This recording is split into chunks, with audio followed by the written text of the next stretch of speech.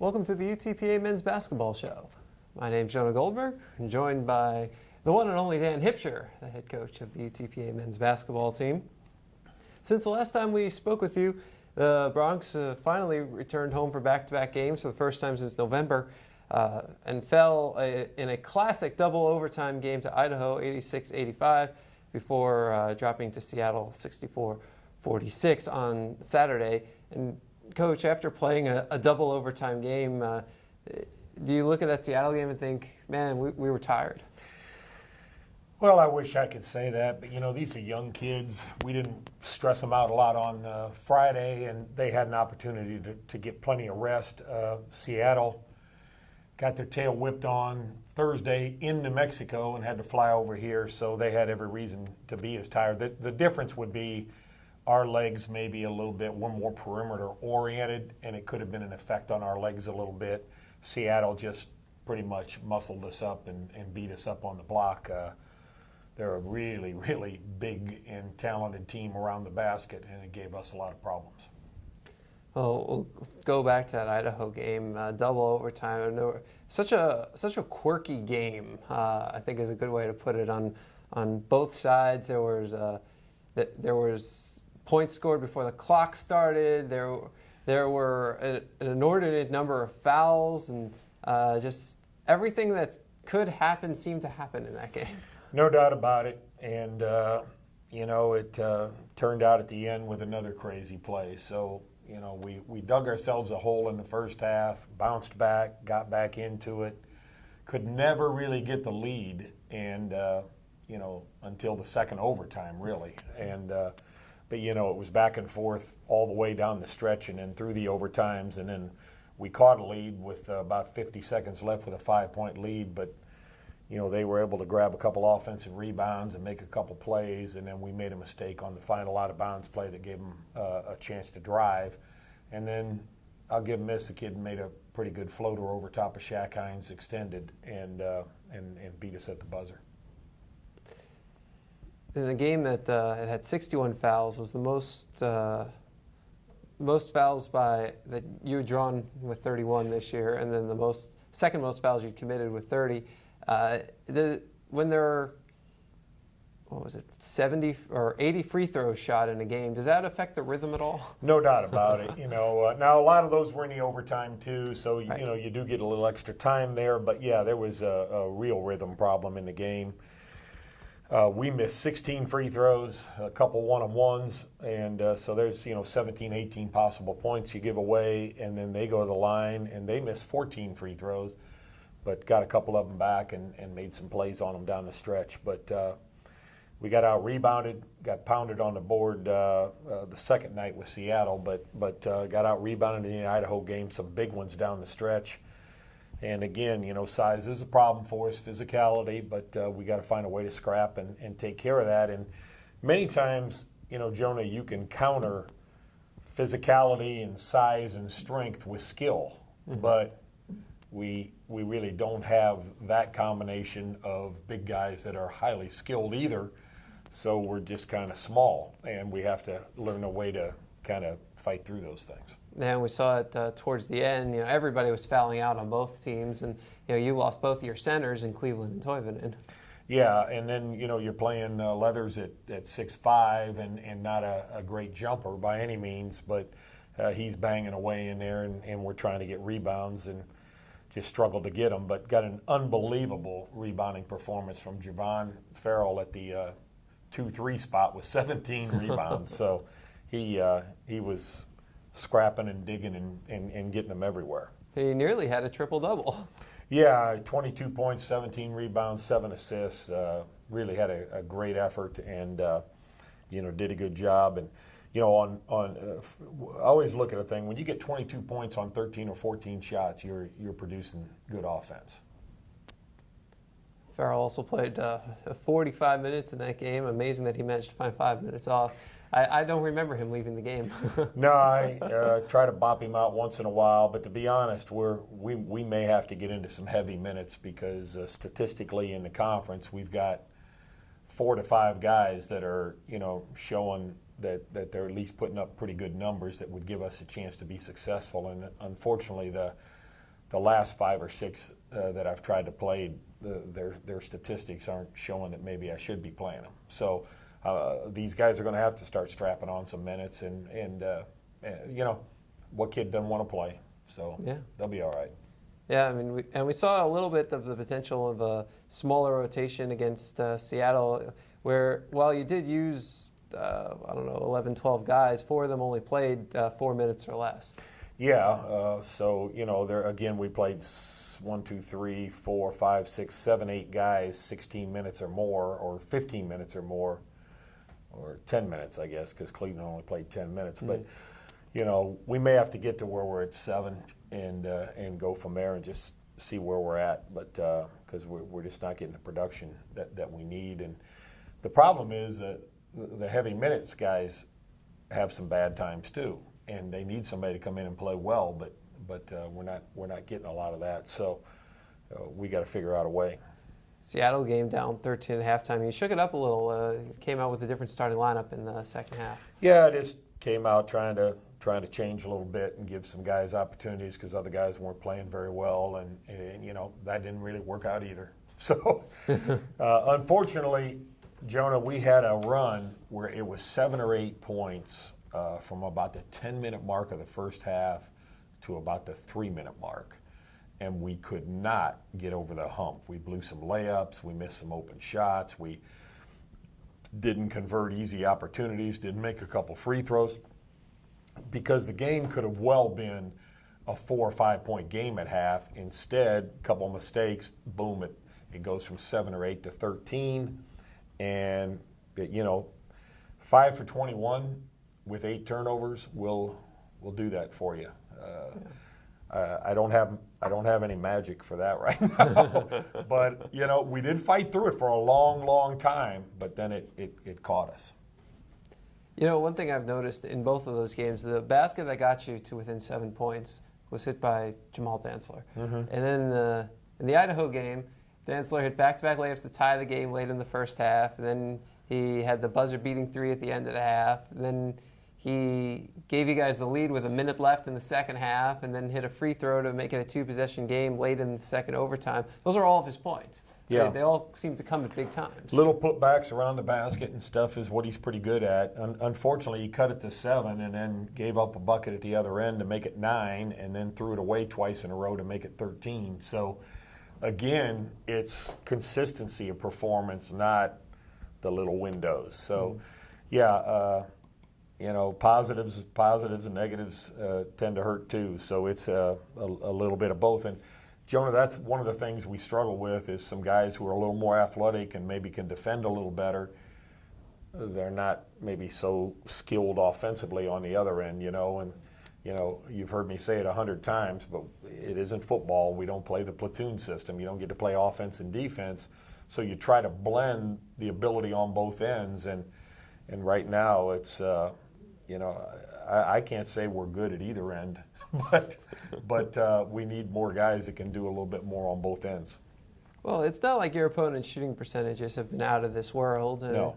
43, 44% in the 2 games, and then from behind the arc, I mean, you know, you're looking at about 30, 33%. Well, the Seattle game, we were really happy with the job we did on in Pug.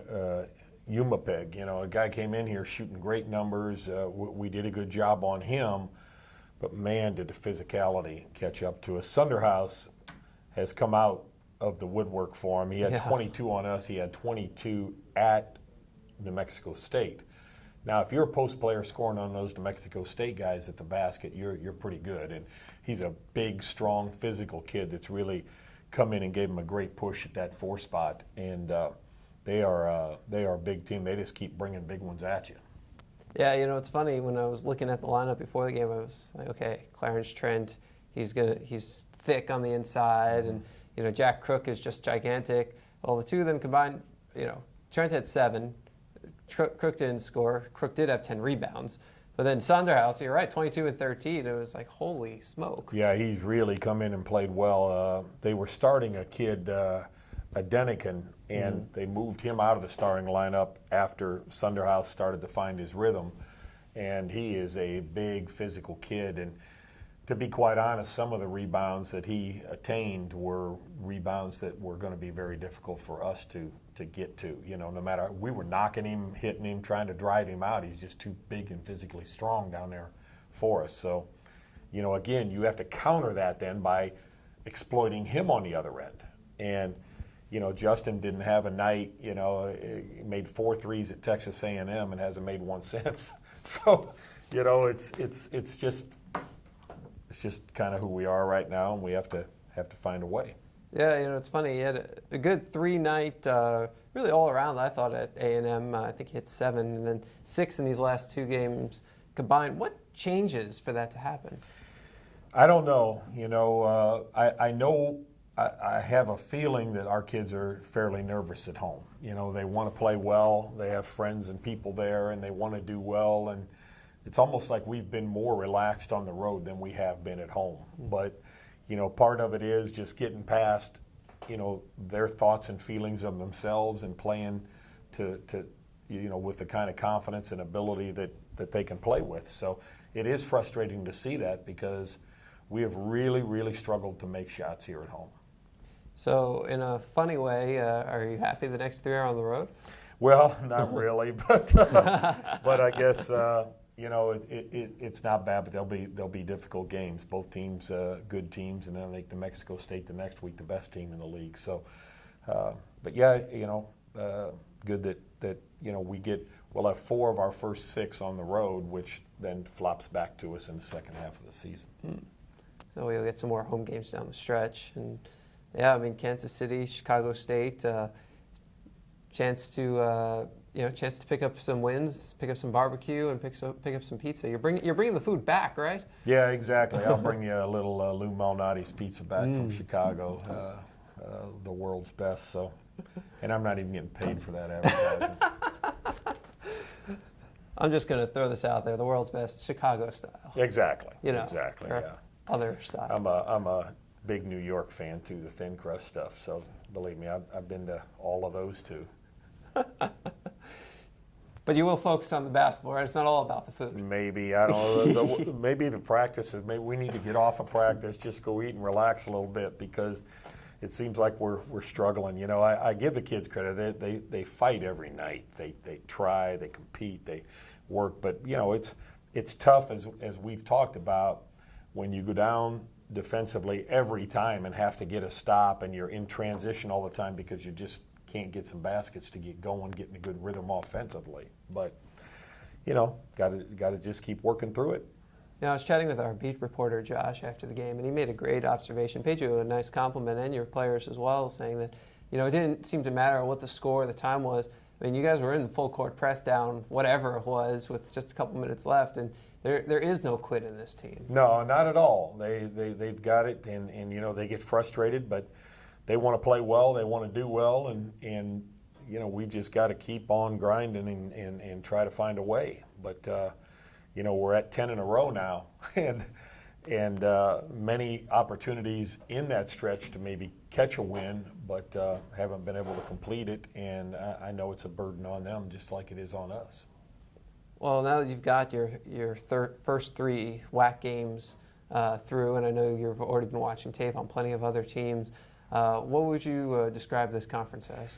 Well, it's a young, up-and-coming conference. I've been in the MAC and mid-level leagues, and it's every bit as good and talented as those leagues are. So I've enjoyed it. Grand Canyon, a great environment out there, and Idaho and Seattle came in here with dignity in class, and good people, good programs, and I think programs that are trying to do things the right way. So we've got a little work to do, but we'll get to that level pretty quick, I think. And now your next game, you go to Kansas City, and they've been playing their games over at Municipal Auditorium, and that is the same court that 51 years ago the Bronx won a championship on. Yeah, the old NAIA National Championships, yeah. I know we're in there for years and years and years. I don't know if they still complete their year in Kansas City or not, but that court had tons and tons of NCAA tournament games too, big games. So, I actually went to a Final Four in Kansas City when Danny Manning and them won the national championship, and it was out at the new arena. Okay, but the old Municipal was where they held the college all-star game then. But great historic facility, you know, much like the Palestra in Philadelphia, you know, one of the neat old places to go in and play because of the history that's been there. Will you talk to your players at all about the history of that building, or are you just going to let them go, not worry about that? No, I'll let them know, you know, this is a place, it's a special place in college basketball, and the number of Final Fours that have been in there, and the number of championships in the NAIA level, and, you know, playing in a building like that is a neat experience, and for them to have an opportunity to go in there and play where many of the greats have played, you know, heck, Seattle may have been in there in the day with Elgin Baylor playing for them, you know. Ooh. So, you know, you're talking some of the greats of all time have been through that building, you know, the Wilt Chamberlains and Havliceks and Lucases and you know, Oscar Robertsons and, you know, the history of the game. Exactly, and the Luke Jacksons, no doubt about it. We've got the video of that. I'll tell you, there was a packed house. It's awesome to watch it on the old black and white 16 millimeter. We've since converted it and thrown it up on YouTube for everybody to watch. Well, one of the great things about basketball at that time is you pretty much had to go to a game to see a game. And you know, attendance has dwindled in many places just because of the massive amount of basketball that's on TV. It's a great thing. It's a great exposure. It's fun for the kids. But in many nights, we talked about it in the SEC, that now that every game's on the computer and every game's on TV in the SEC, that crowd that used to drive down from Birmingham an hour and a half, well, I can watch this on ESPN2. It's changed environments that way, and especially small college level. You know, it was the same thing when UTPA was winning at that level. Wittenberg and people like that were packing houses too, because it was the only way to see a basketball game. So it's a double-edged sword in some ways, but you know, hopefully we can get it back rolling that way and get people excited about being in our building too. Well, still plenty of home games left on the docket. You know, the next one, January 30th against Utah Valley, a game that always seems to draw well here. They've, you know, effectively been the Bronx rival in the days in the Great West, because Utah Valley was the team to beat. And, you know, I'm still thinking that they're going to be a team that can challenge New Mexico State. And I think Utah Valley's got a great center and a coach's son at the guard spot, so they've got a great inside-outside combination that's going to give them a chance to be successful every night. Plus, Dick's a great coach and does a great job. So, yeah, established program that's ready to play in the WAC, and I look for them to be a very good team in the WAC and a very difficult opponent for us. Holton Hunsiger is a fun guy to watch because he will drive you crazy as a UTPA supporter that every time they need a three, he's going to take one and maybe hit one, but you won't be able to get angry as much as just laugh that he's doing that, kind of like how Hill was doing it for Idaho the other day. Yeah. But you know what? It's always been a fun game when the Bronx face Utah Valley, so January 30th, we hope to see you all out here. Another big WAC game for the Bronx, but first 3 straight on the road with Kansas City, Chicago State this weekend, New Mexico State next weekend, and you know, Kansas City, a team that's off to a pretty good start this season. Yeah, they had a couple upset wins on the road and done a good job. They're very skilled. They exploited Seattle where we couldn't with perimeter jump shooting, and they were able to stretch Seattle out, which then again, although Seattle's very big, they exploited them the other way by stretching them out and shooting the ball. So, you know, you've got a good club with some guys that can make shots and coming out of what the old what was that, the Mid-Con? It's now called the Summit. The Summit. So, been a team playing in good conferences. And Chicago State, a team that was in the Mid-Con, went independent, went Great West. Now they're here in the WAC with us, and they're your opponent on Saturday, and they've got a pretty good roster. They do. What you're seeing throughout the league with the WAC and all the new teams is a lot of people were setting people out, redshirting people, getting people prepared to play because they were going into the WAC. And Chicago State's a very veteran team. Kansas City's a veteran team. Grand Canyon with high major transfers. Seattle, I think, sat 2 or 3 of these kids out. One of their best guards, kid number 5 the other night from a year ago, barely got in the game against us. So people were loading up a little bit, and it's showing. So unfortunately, we weren't, but we're going to get there. Well, the Broncs face off against Kansas City on Thursday night, Chicago State Saturday afternoon. You can get all the information on how to follow the game online on your computer and through live stats and a broadcast over at utpabronx.com. That'll do it for this edition of the UTPA Men's Basketball Show. We'll be back with you next week, as we are every week, right here at 956sports.com.